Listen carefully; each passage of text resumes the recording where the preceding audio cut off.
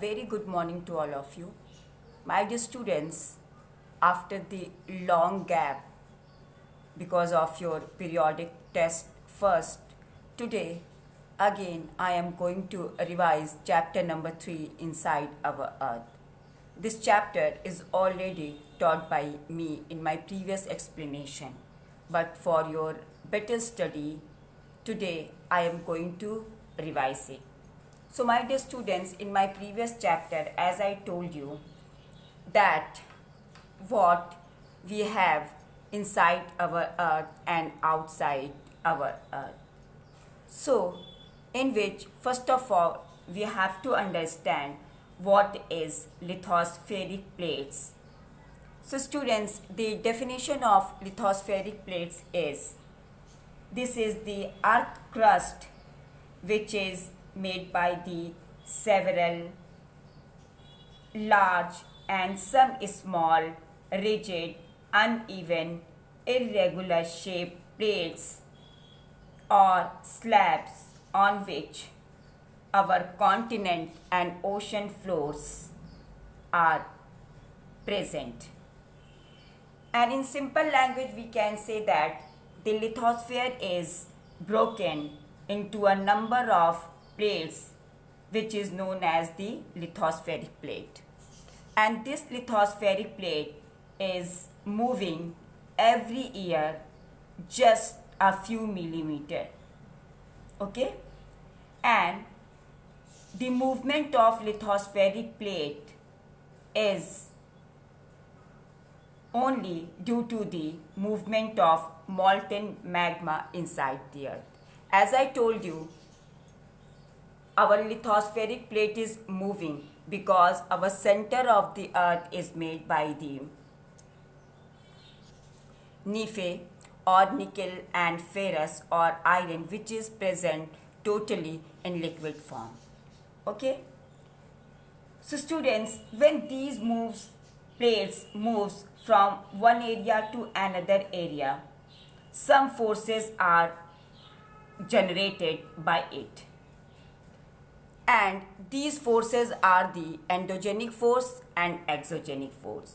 So those forces which are working or acting in the interior or inside of the earth is called endogenic force, and those forces which are working or acting on the surface of the earth is called exogenic force. And due to the earth movement, whatever two forces are generated, in which number one is endogenic force, and due to the endogenic forces some movement and some act happen on the surface of the earth, like sudden forces. Due to this, earthquake, volcano and landsliding we can see on the surface of the earth, and sometime due to the endogenic forces mountains are also built up, and due to the exogenic force erosional and depositional activities or these things happen on the surface of the earth by the movement of river, winds, sea waves and glaciers. So students, as I told you, due to the endogenic forces, two main movement appeared on the surface of the earth, that is earthquake and volcano. And earthquake and volcano both are responsible for the mass destruction on the surface of the earth. And students, the definition of volcano is a volcano is a vent or a type of mountain in which the peak of the mountain opening in the earth crust on which molten material erupts suddenly. Okay? And the definition of earthquake is, as I told you, when these lithospheric plates is moving from one area to another area, just a few millimeter each year, then our surface of the earth vibrate. When these vibration traveling all around the earth, so this vibration is called earthquake. After that, focus and epicenter. So the definition of focus is the place in the crust where the movement starts is called the focus.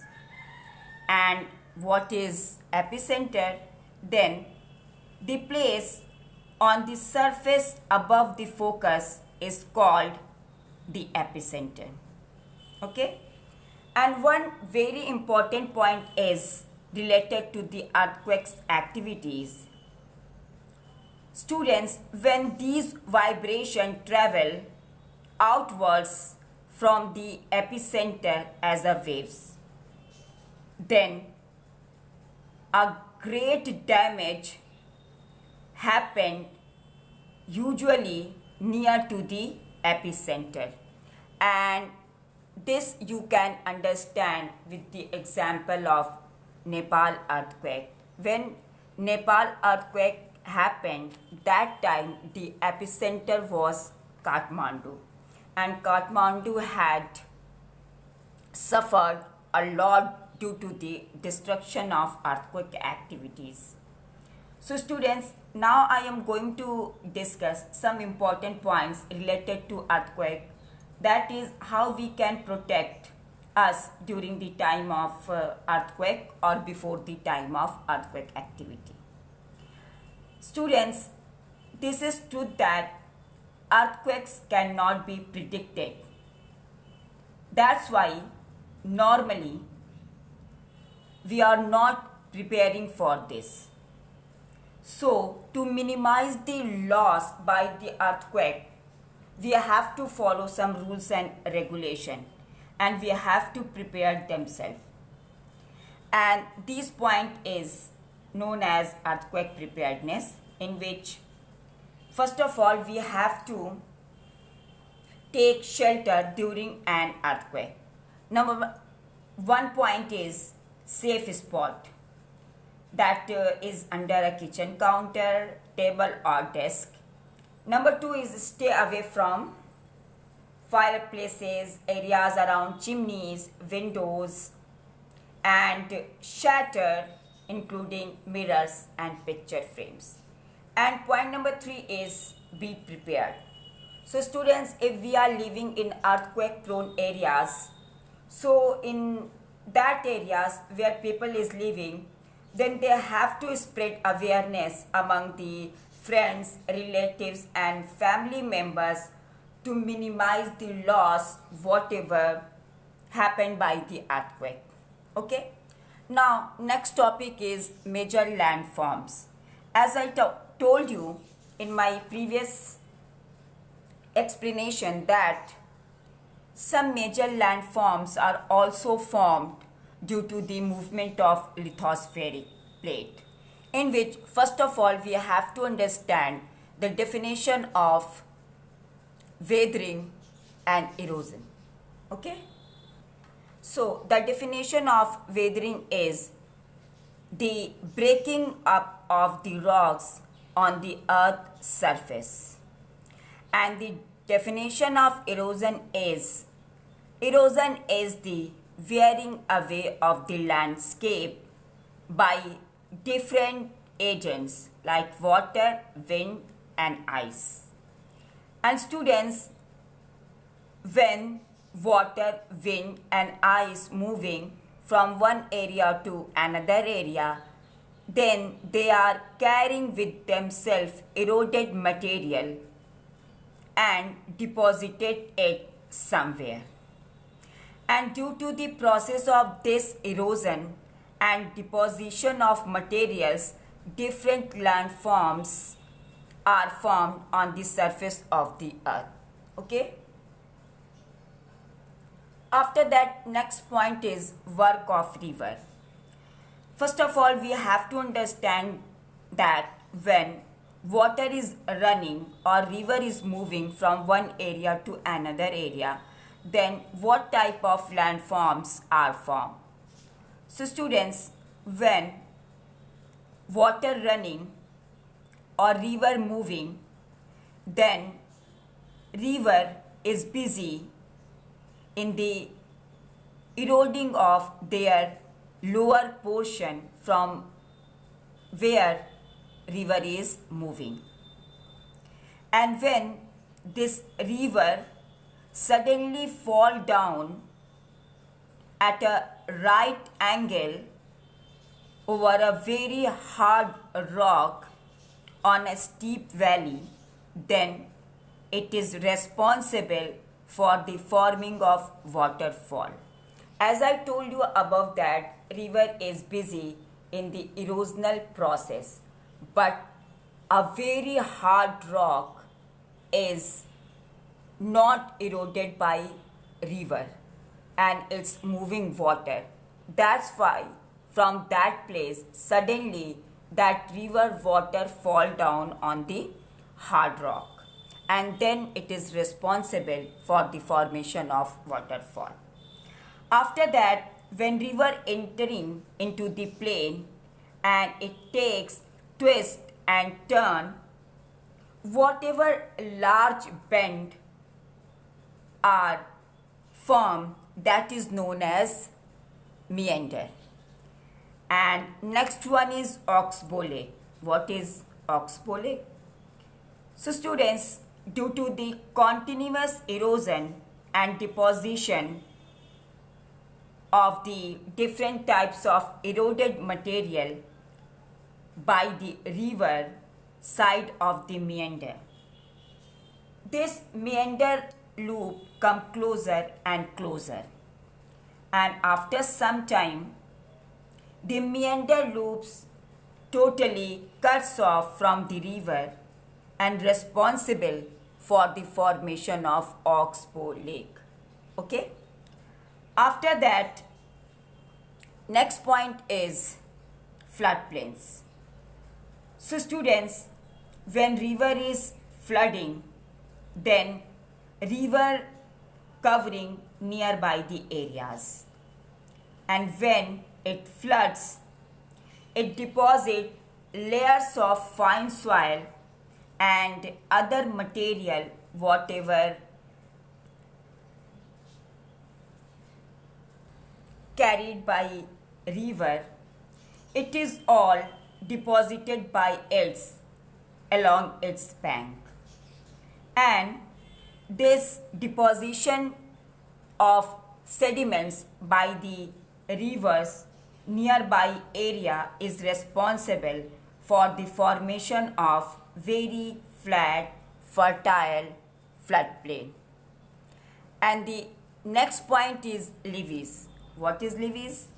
So students, the raised portion of banks of any river is called levees.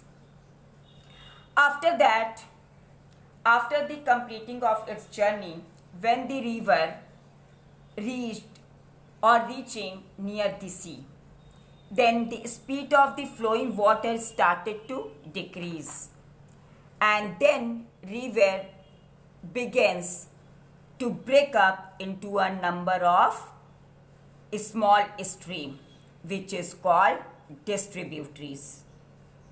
And that time the river became very slow and it is started to deposit its load. And on the distributary of its own mouth, whatever landforms are formed, that is called or known as delta. Or we can say in simple language, the collection of sediments from all the mouths of distributaries form a delta. Okay. After that, next topic is work of sea waves. So students, sea waves is also responsible for the formation of different types of landforms on the surface of the earth and near the ocean.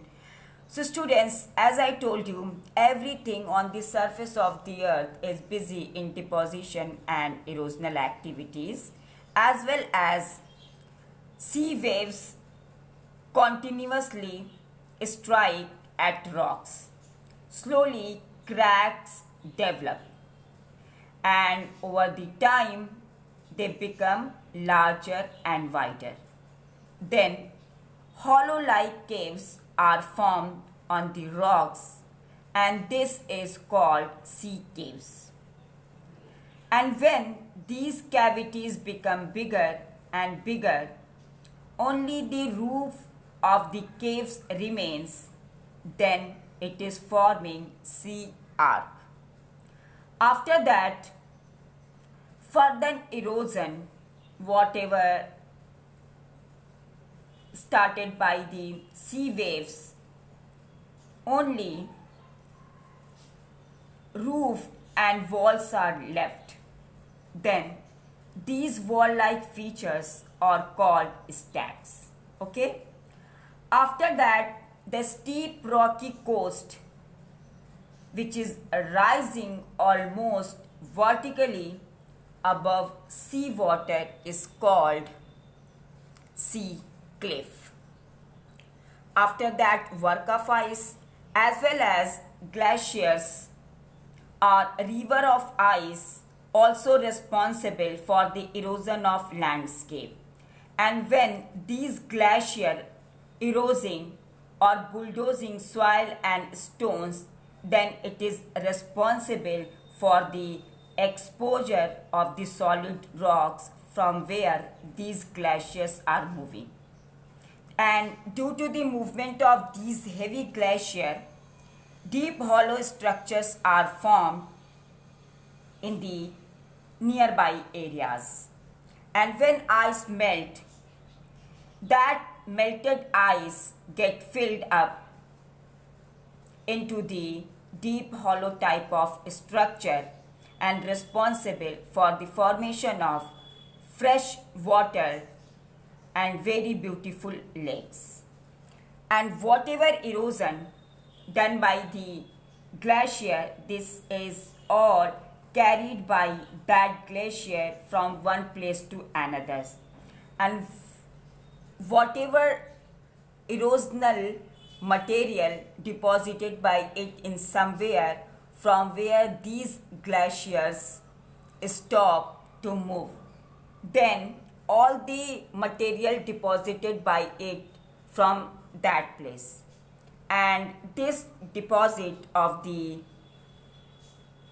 glaciers are called glacial moraine. And finally, work of wind. So students, you know very well that wind is also moving from one area to another area and responsible for the deposition and the erosional activities, especially in the desert.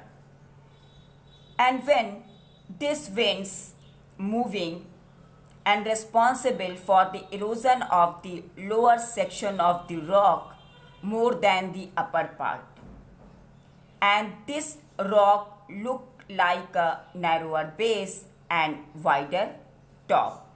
It means this wind is responsible for the formation of mushroom type of rocks. Okay? And when these winds blows, lifts and transports sand from one place to another, and when it stops blowing, then the sand falls and get deposited in low hill-like structure, and these are called sand dunes. And in last, what is loess? So students, when such sand is deposited in large areas is called loess. In simple language, we can say that when the grains of sand are very fine and light, then the wind can carry it over very long distances, and from where it is deposited in large areas, that deposition of sand is called or known as loess. So students, here your chapter is completed, and along with this tutorial I am sending you question and answer. Okay, so for today's that's all, and if you have any confusion or problem, then contact to me. Thank you and have a nice day.